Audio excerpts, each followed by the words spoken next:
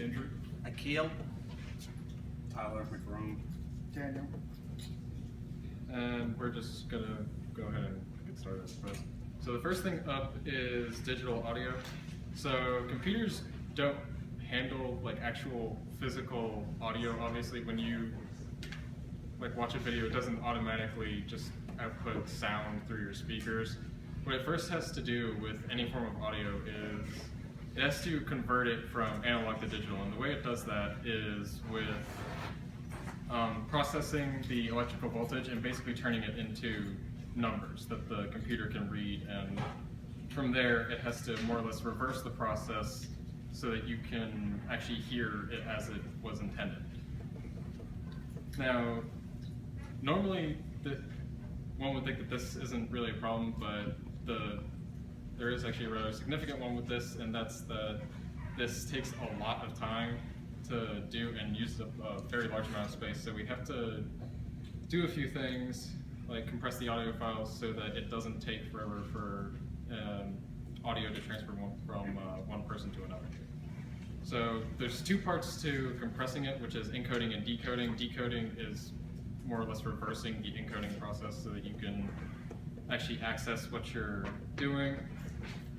And because that step is needed a lot more than the process of encoding, which is only needed to be done once, encoding is allowed to take significantly longer than decoding does.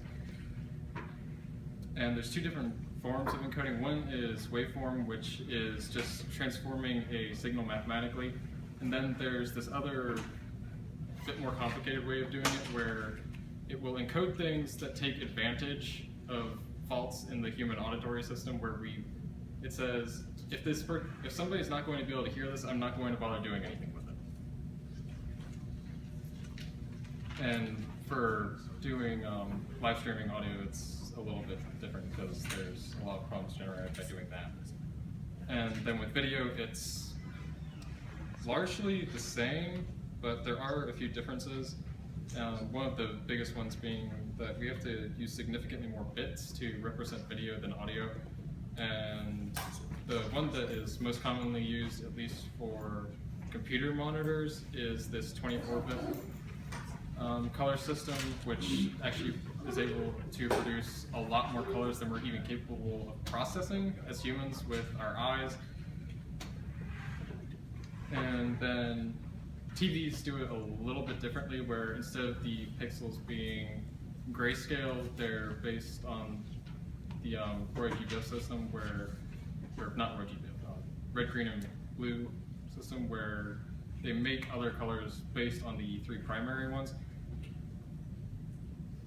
And then there's for television, because they don't process at a frame rate that is capable of steady motion, they do something called interlacing, where they play different frames on either odd or even intervals so that they can simulate steady motion without actually having to broadcast at a frame that is capable of normally doing so.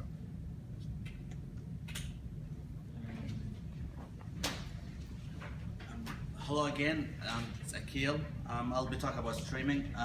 We'll be covering the live streaming and streaming that already exists, but it's not live. Before we go deep in that, so does anyone has any idea about meta files at all? Or what are they? Is it information about?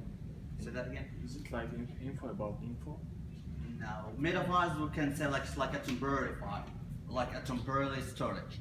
So whenever you are streaming, like let's say you're live streaming, so whatever you are recording or you're streaming, it's not already saved there. So it's saved in a file called meta file that will keep the data there, and then we are done from streaming, it will eliminate itself and create a new one for the next streaming.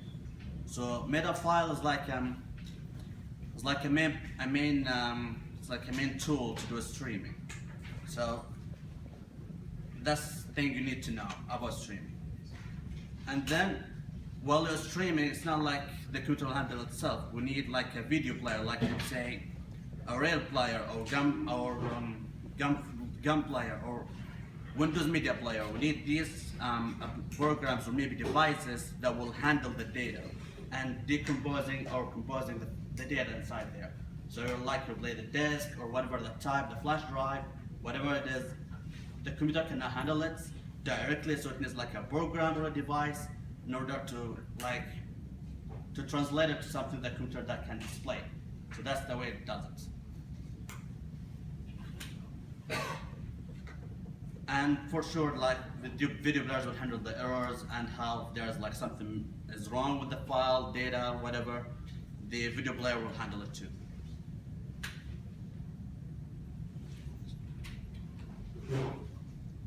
And one purpose of the video players too is handling if there's like a heavy link, like let's say you've played a lot of files, like you're streaming and there's a lot of videos that have been uploaded, like pictures, maybe MP3 players, MP4.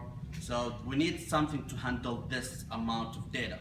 So there's going to be used buffers with the video players that can handle this stuff. So it will not get stuck or get lost somewhere while streaming. So we need buffers either in the live streaming or the normal streaming. So that's the thing we need to include.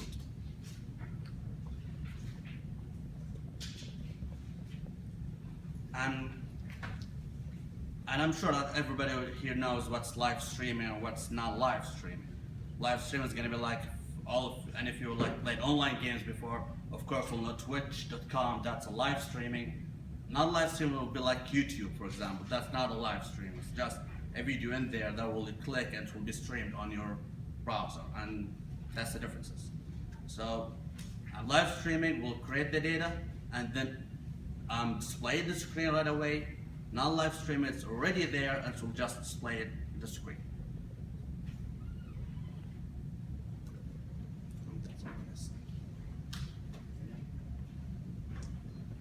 So I'm going to be talking about web traffic, server farms, and web proxies. Alright, so first thing about web traffic, it changes very fast. So before 1994, most of the traffic was FTP, and then from there on it became P2P around 2000, and now, not really now, but up to probably about like 2010, that was the most popular. Now, most popular is probably video streaming, which we just talked about.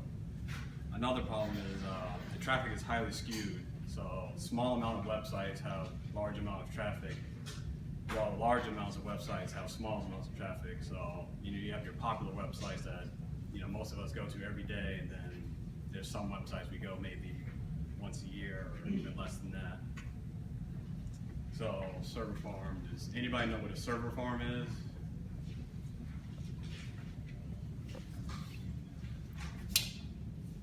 A server farm?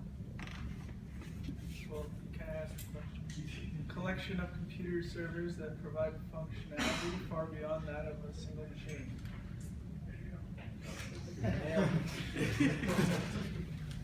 So yeah, server farms.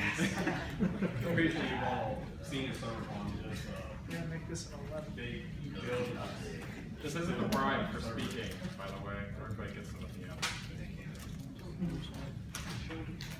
And the main problem with server farm is that there's a set of computers that must look like a single logical website to clients. So with server farm, there's tons of servers in there. So you have to get all those servers basically to just to work as one, or to make it seem that way to the clients.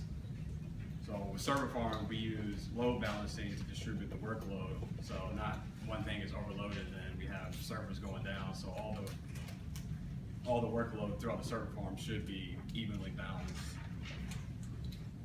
And a proxy server. Proxy server is a computer that acts as a mediator between a web browser and the internet.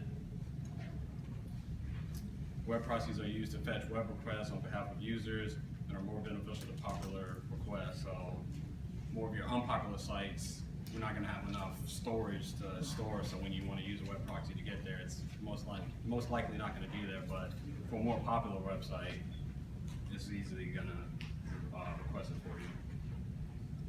And proxies are also popular because they can be used as filtered content.